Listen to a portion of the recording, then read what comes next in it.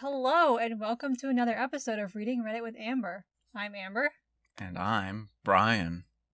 And we're going to read some Reddit for you. Our first story is called, Am I the Jerk for Calling a Woman Crazy and Threatening to Kidnap Her Son? In 2019, I'm a 40-year-old male, son, who's an 18-year-old male, went on a trip with some friends. One of the kids' parents owned a large cabin, and all of them went there for a weekend. All boys, about 10 in total. My son was out to his friends at the time and came out to me a few months later. Yesterday, one of the boys from that trip, I'll call them F, made a post on their story. It was a video of him and my son kissing and making out. F's in the chat. With the caption, "Hey, remember this?" Apparently on the trip, a game of truth and dare got a little intense, and this friend was dared to kiss my son. Normally what the boys post on their social media stays between them, but one of the parents saw the vid, recorded it, and started sending it to all the parents. And it eventually made its way to me and F's mom. She freaked out. She immediately called me and asked to speak parent to parent. F is bi, and after he came out, she basically begged him to not tell anyone. His friends already knew. And after seeing the video, she is convinced that my son made him gay. She wanted to know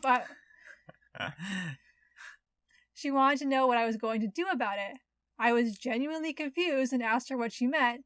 She asked how me and my son intended to help fix F. I called her crazy and told her that there was nothing to fix. I then told her if she didn't love F for who he is, I would always make a space for him at my house. He's a close friend of my son and is around often. She then started screaming at me, accusing me of trying to kidnap F and make him fully gay while he is still fixable. She has now been telling people that I verbally abused her, called her crazy and insane, and threatened to come and take F away. I've had a lot of people, mostly parents, telling me that I'm the jerk for how I treated her, and that I shouldn't interfere with things that don't involve me. Now, I know 100% that she is the jerk for the things that she said about my son and F, but I'm starting to think I might also be the jerk for the way I handled it. I probably shouldn't have yelled and may have just made it worse for F. So, am I the jerk? Edit 2. I took your guys' advice and told F directly that he was welcome to stay with me. It turns out that he hasn't been home since the video started going around to the parents, so he is currently in my living room watching a movie with me and my son. F is 18, a legal adult, and is going to be staying with us. How do you kidnap a legal adult? Yeah. Well, actually... Well, okay. I mean, how do you... Well, yes, you can kidnap a willing adult. However, how is having a willing adult stay in your house kidnapping them? That's what I mean. Yeah, I knew what you meant, but I was like, wait. No, you definitely can't kidnap no, adults. you can't kidnap adults. It's not possible. There was never such things that happened in our world that would be considered bad in these days. Also, I guess I should stop calling him F and start calling him BF, because apparently the vid from 2 years ago isn't the only time they've kissed. We are going to try and get some of his stuff tomorrow. If not, we'll go out and buy him some clothes and stuff. Thank you all so much. If it wasn't for you, I wouldn't have realized how much trouble F was actually in and might not have contacted him. So, Totally the jerk in the situation. No. I just can't believe how he handled this. Like, what kind of parent goes behind another parent's back, kidnaps their child, and has them living at their house and fully indoctrinates them into this gay lifestyle? Horrifying. So I want to say that OP, it sounds like is mostly not the jerk. We'll come back to one of his comments later, but like being bi or gay or whatever your sexuality is not a choice. It's not a thing that you indoctrinate someone in. It's not a thing you cure. So F's mom is being not very nice person to him. She has a child who's bi and just needs to accept him as he is, but instead she's like, oh my goodness, you shouldn't tell anyone. And so she's being really unreasonable. And now she's like trying to make this other parent and his son, like, I don't even know what she expects them to do, like, to fix him. So the weird thing is that her son is now a legal adult. Right. And no matter what she wants out of her legal adult son, he does not have to live with her. I mean, he is who he is, And, like, again, with parents, like, here's the thing, is, like, parents can try to guide a child in the lifestyle that they want them to live. And if a child decides not to live that particular lifestyle for one reason or another, then that's not up to the parents anymore, you know? Right, well, and your job as a parent is to, support your child. Yeah. And, like, And support them too, yes. Unless they're doing something really horrible like murdering people, like, generally you should support your child, and because your kid is bi should not change that at all. Grab the shovels, kids. We're gonna help you with this problem. I always feel like there need to be caveats because, like, yeah, you should support your kids within reason. So I go to worst case scenarios like murdering people. That's kind of my go-to. But no, so, like, I think that F's mom is being a huge jerk here by not supporting him and trying to cure his bi-ness, which isn't a thing that you can do. But I do want to address that it's not cool to call someone crazy. May is Mental Health Awareness Month, and it's a good time to talk about mental health as someone who is mentally ill. I have really bad anxiety. And so using insults like crazy and insane is not a very nice thing to do. It stigmatizes mental illness. She was behaving very badly, and there's lots of other words he could have used to describe that behavior. She was being unsupportive. Unreasonable. There's all kinds of other ways he could have talked about it. So I will say, like, definitely he could have approached the situation a little better and used some better language, but on the whole, F's mom is definitely the huge jerk here for not supporting him. And it's really awesome that OP is willing to take F into his house and integrate him into the family. Mom, I accidentally did a whoopsie doodle murder. Can you help me with the shovels now? All right, our next letter is titled, Am I a Jerk for Paying for a Stack of Books with a Single Quarter at a Pay What You Want sale? In my small city, there's a comic book shop that's having a Pay What You Want book sale, where you can get whatever you want for however much you feel like paying. They had a lot of cool stuff, so I took some books and went to the storefront. I told the owner that there were some great books and asked if there was a minimum he wanted me to pay. He said no, just to get rid of this. And so for the whole stack, I paid like $2.50. I went in the next week and got another stack, and then paid with a quarter. He joked that, you got all this stuff and you thought it was only worth a quarter? I laughed and moved on. I come in this week and have yet another stack with $2 worth of quarters in my pockets. Some of my friends at the store have also been milling around and decided to buy some books. I looked around a little bit more while they were checking out. One of them says, I'll pay $1 to make up for that guy who only paid with a quarter. That's so messed up. My face flushed red. After they left, I said I'll make up for paying with just a quarter last time. I'll pay with $6 for the books. The owner did not recognize me, laughed, and said he understood why I did feel conflicted. He was very nice about the whole thing, and again reiterated that there was no minimum. I told this story to some of my friends, and they said I was obnoxious for paying with just a single quarter, and that with what I did, I should expect some flack. Honestly, I don't think I agree. He said there was no minimum, and I paid what I wanted. But I wanted some more perspective, so am I the jerk? Edit, well, I guess the judgment is pretty one-sided towards jerk.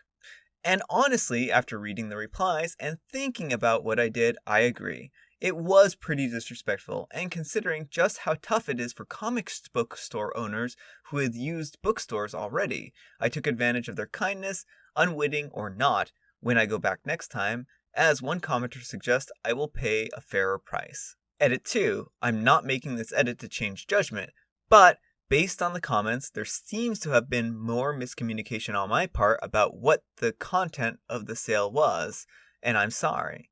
They are a bunch of old, used science fiction and fantasy books that had been in the storage since around the 80s from a bookstore that he used to own at one time.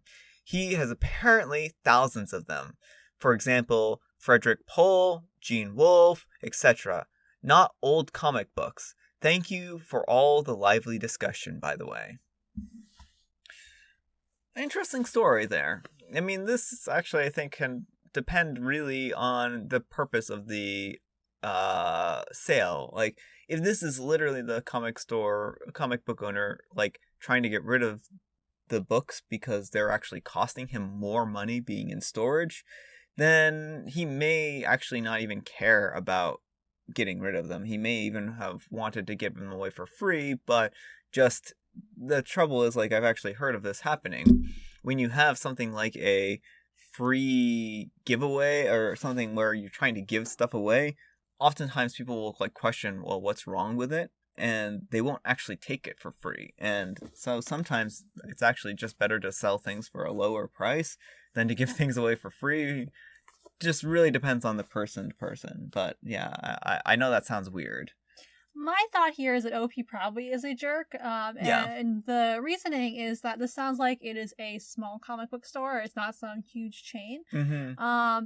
And bookstores in general are struggling right now. Yeah. And so if this is a business that OP likes and wants to support, it's kind of, it says something about his value of not only the books he's buying, but also the business as a whole, if he's willing to pay just a quarter. And so if this is a business that he wants to see stay in business, then, you know, he really should financially show a little more. It doesn't sound like... Oh, yeah. But, I mean, the thing is, like, I'm not disagreeing with all that. And I think that that's actually, those are all really great points. But kind of where I'm coming from on this is, like, say the guy is trying to get rid of his storage unit. The storage unit that he has and has had books in it since apparently the 80s is costing him, like, $100 a month. And that means that every single one of those books in storage are actually costing him money. So it could just be it's inconvenient and he wants to get rid of the storage.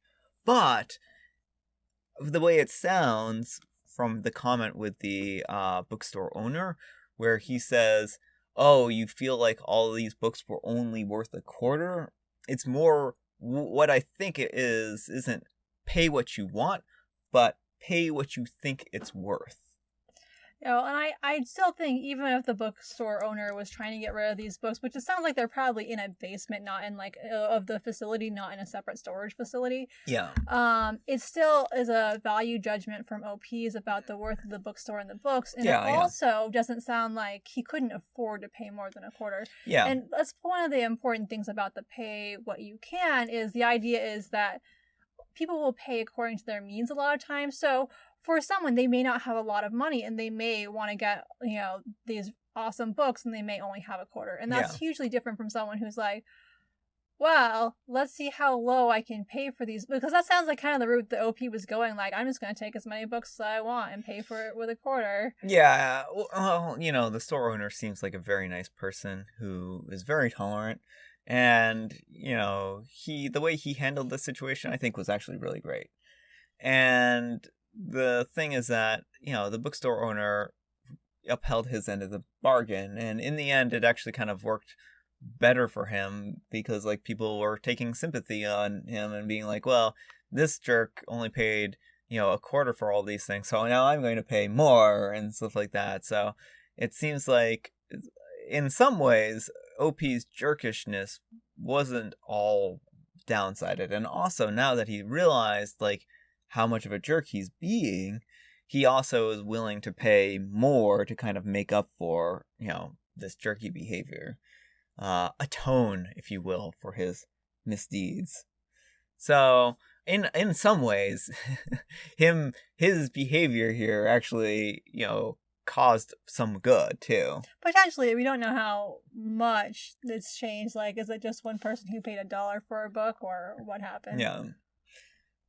Well, and I think that, the thing about this is that it's just kind of an interesting scenario in the respect that it's just not something you hear about very often. And, like, I really, when I purchase something, whenever either something like a pay what you think it's worth or something like that, I always tend to try to pay what I really feel like it's worth and not necessarily, like, undercutting the individual.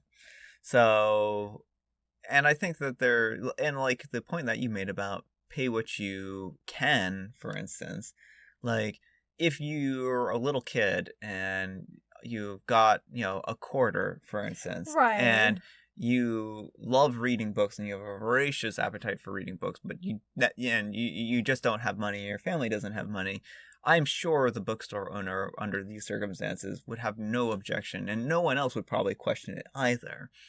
But where I think you brought up a really good point too was that, like, he seems to have had more means than that.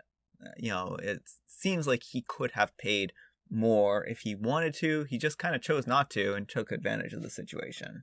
Yeah, and so I think that's where my issue is. So, as a general rule of thumb, I think, if you have a pay what you can sale, pay reasonably and fairly within your means, and again, not everyone's going to be able to afford to pay the same amount. So, like, if you don't have a lot of money, that's, completely understandable. But OP doesn't express anywhere in the post that finances are an issue and that he couldn't have paid like $2 or $3 for the stack of books. So. Yeah. Well, I think the bookstore owner, is, of course, he's going to encounter people like this, and OP probably wasn't the first person to purchase a bunch of stuff at an unreasonably low price. So, to me, it really sounds like the bookstore owner is just trying to get rid of old inventory at this point in time, especially with that edit. So, but that doesn't mean that you shouldn't pay him a fair amount of money for the books either. Our next story is titled... Are you making fun of me? No, I'm not making fun of you. I just can't. That's the only girl voice I have. I have the girl voice that sounds like I'm mocking. Well, I mean, actually, that's my falsetto. But our next story is titled, Am I a Jerk for Calling My Dad Out on His Traditional still not working. Views? Not anywhere near. And treating me like a girl. Our final story for today is, Am I the jerk for calling my dad out on his traditional views and treating me like a girl? I'm a 16-year-old male, and I have been completely out as gay since I turned 14, and for the most part it's never really been an issue, not even to my dad too much, but ever since then he's been treating me like basically another daughter. Now I'm not overtly femme, not that there's anything wrong with that. I'm pretty sporty, wrestling, football, and I guess I would be straight passing or acting. Even so, my dad constantly acts weirdly overprotective and treats me like he did my older sister, where she wasn't really allowed to date much, or he would scare off guys and threaten them, like the whole cleaning a gun when they are around. It's amazing people like this actually exist. Actually, I went to high school with someone, and he ended up marrying his high school sweetheart, but the first time he went to her house, her father's a police officer. Yeah. And her dad was out there cleaning his, service revolver. So, those people do exist, apparently. Every guy I've been interested in, he's either scared off or threatened. He even threatened one of my wrestling teammates when he caught us making out when I thought my dad wasn't home. But he treated my older brother the exact opposite, teaching him how to flirt, letting him have girls over, etc.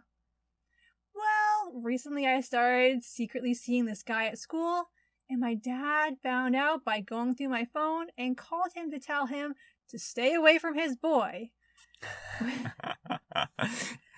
When I found out, we got into this huge argument about boundaries, and I called him for his complete BS standards, and he tells me I'm being disrespectful, and he's trying to keep me safe. Am I the jerk in this situation? I just want to say that this is such an odd letter. I just, never in 1,000 years would I have thought that this letter would exist. But it's, what do you think of it? I mean, I think OP is not the jerk. Oh, no, of course not, yeah.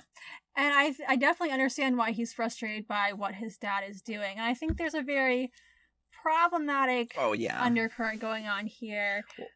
Sounds like he's very territorial, the dad is. Well, it sounds like he's one of those guys who thinks that all men are scum, except for, like there's a certain train of thought that essentially, and that's what the shotgun dads think, is, essentially all guys are scum, so I can't let anyone near my child. Yeah, any well, man near my all the child. guys are just trying to take advantage of their child. Yeah. Yeah. And it's a very problematic mindset, but notice how he's not like warning his other son off of girls. In fact, he's like teaching him how to flirt and stuff like And this. teaching so him how to take advantage of other the women. yeah, that's what I wonder about. Well, is like, I mean, the thing is, like, it seems to me that he's like he actually kind of is guilty of this, perhaps. Like, this is the kind of behavior that he is instilling in his other son, and he kind of expects that other fathers are doing the exact same thing.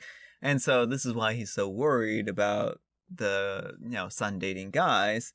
But it's actually kind of odd if you think about it, because, like, if all the dads are doing the exact same thing with all their gay sons, right?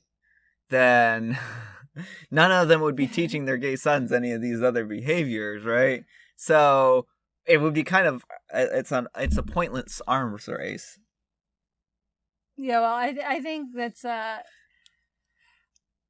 very problematic approach It's the dad certainly has is to problematic. dating. I think that this behavior that he's showing and the example he's setting here is just very unhelpful, and I think he's violating boundaries, and it's a super big yikes with him going through the phone. Yeah. I think like that right there is like one of the worst parts of this. I mean, there's lots of bad parts. Lots of bad parts, like threatening children, because these are teenagers. Yeah. They're literally children. Threatening them is like, get your hands off my son.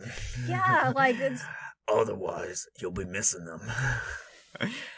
It's interesting logic the dad is operating under, but like so interesting logic is a very kind way of phrasing that. Yes, so I think OP is totally right for wanting to enforce a boundary here. Like, he should be able to use his phone without his father going through and harassing the people he's talking to. He should be able to date people without his dad threatening them away. So this is a bad situation for OP in a lot of ways, and I feel bad for him. But it also doesn't sound like the dad is treating him like a girl. He's treating him like someone who dates men and who sees all men as scum. So I think that's the difference. Yeah. The thing is that, like, he's treating he doesn't really, well, he's also not teaching his son how to flirt with girls, because his son doesn't flirt with girls. Yeah. And I think that's probably like one of the key differences.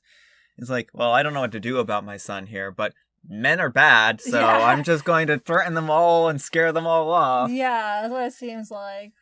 So, yeah, I think OP is, not the jerk here. I do think that the dad is being a jerk here. And as a general rule of thumb, if your kids are wanting to date people, just don't wave shotguns at them. But that's the funnest part of dating, having your kids date, isn't it? Like, waving guns around? No, that's not a good way to go. And, if the dad is actually worried about, boys being bad people, like, it's important to just teach your kids in general how to handle getting into sticky situations. Yeah, I think that would be more useful. It's just teaching responsibility, saying things like, well, if you ever run into a situation that you think you can't handle, give me a call, and I'll come by with Betsy and Sue, and those kinds of things. Well, and having conversations about boundaries, like the dad's actually setting a really bad precedent here by violating the son's boundaries, because if he's afraid that the boys might railroad over his son's boundaries, it would be great to talk to him about consent and all that kind of stuff. Mm-hmm. But instead, so yeah. Interesting story. It really is. All right. I hope you enjoyed today's video. If you did, consider giving me a like or letting me know in the comments. Thanks for watching, and have a great day. Imagination.